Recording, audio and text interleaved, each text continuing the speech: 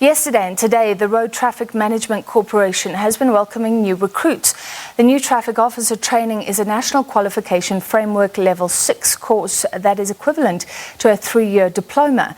The previous Level 4 qualification was a 1-year equivalent to a matric qualification. To discuss, we're joined by the CEO of the Road Traffic Management Corporation, Advocate Makhosini Msibi. Advocate, thank you for being with us. How will the new breed of traffic officers in South Africa differ from the old breed of traffic officers? Thank you for having us. It's quite a pleasure that this is the second phase of our NQF Level 6 Traffic Law Enforcement Qualification. This is quite a revolution within the traffic law enforcement. This qualification equates, in the government language, NQF Level 13. That is a diploma qualification. And this qualification is made up of various variables.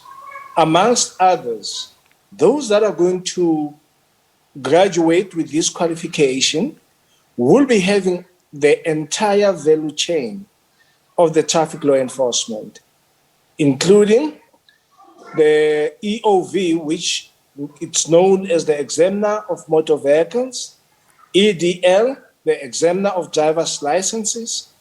They are also going to exit the institution with the crime prevention qualification, which ordinarily will be a qualification that is acquired by the Metro Police. Over and above that, this qualification includes in itself the competency and the capability of some of the legal subjects. Amongst others, they do the criminal law, they do Criminal Procedure Act, they do the civil procedure, as well as the related legislation. Dangerous goods, it's one of those variables. The cross-border qualification, which ordinarily will have been done by the cross-border inspectorate. So in its own, this qualification is quite an in-depth and, of course, a very broad qualification. So what happens to the officers with the old qualification? Well, as I said, this is a revolution within the traffic law enforcement. The traffic officers which we boast about in the entire country, which is about 22,000 thereof, we then taking them back on the reskilling and multi-skilling to the next point that some of them is going to be the RPL process, where we'll recognize the prior learning as well as the experience and begin to evaluate such an issue, but above all, to also train them in the fields that they've never had so that there is equity and equilibrium within the law enforcement. Yeah. Okay, so that's great. It's all about upskilling. And you mentioned crime prevention. Maybe that's a new prong.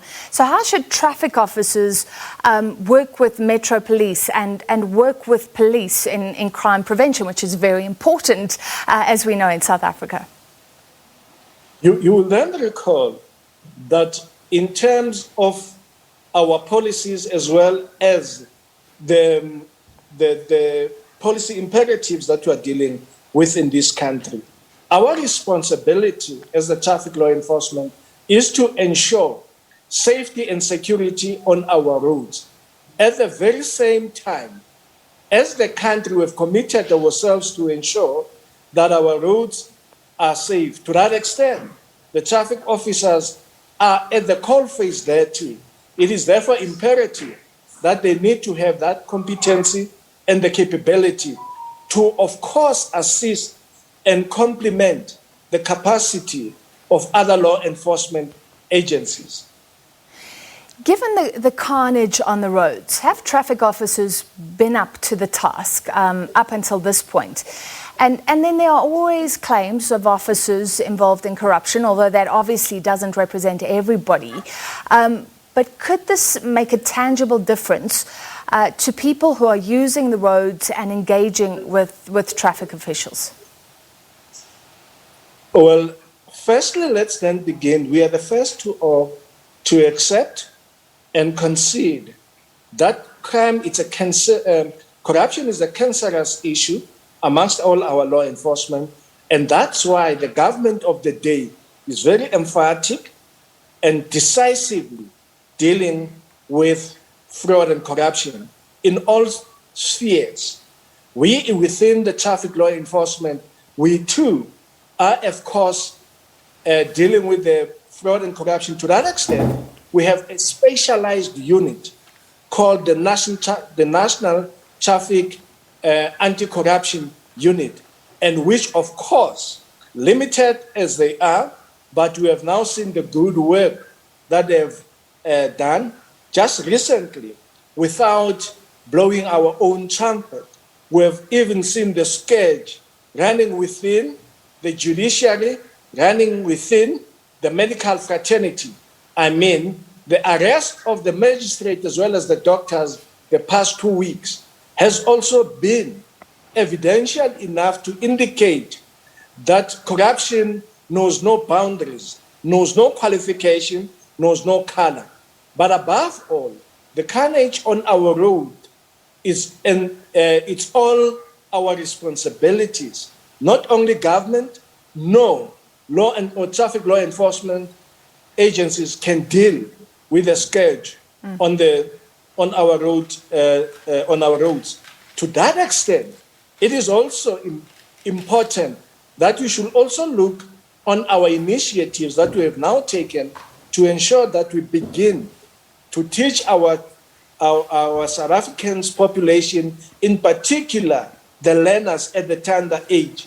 We have expanded an issue of driving simulators to various schools, which is the pilot that we're running, because we have, of course, taken heed of the research that we have made that it's better to educate these kids at the tender age so that you have competent and law-abiding citizens from the tender age. By the time they occupy our streets, they will be schooled enough, they will have accepted the responsibility, because, correctly so, it takes two to tango. Yeah, indeed, that is true. Thank you so much for explaining this new qualification. Traffic officers being upskilled, and now they'll receive the equivalent of a 4-year diploma. And the advocate saying that should make a tangible difference on the roads. The CEO of the Road Management Corporation, their advocate Makhosini Msibi.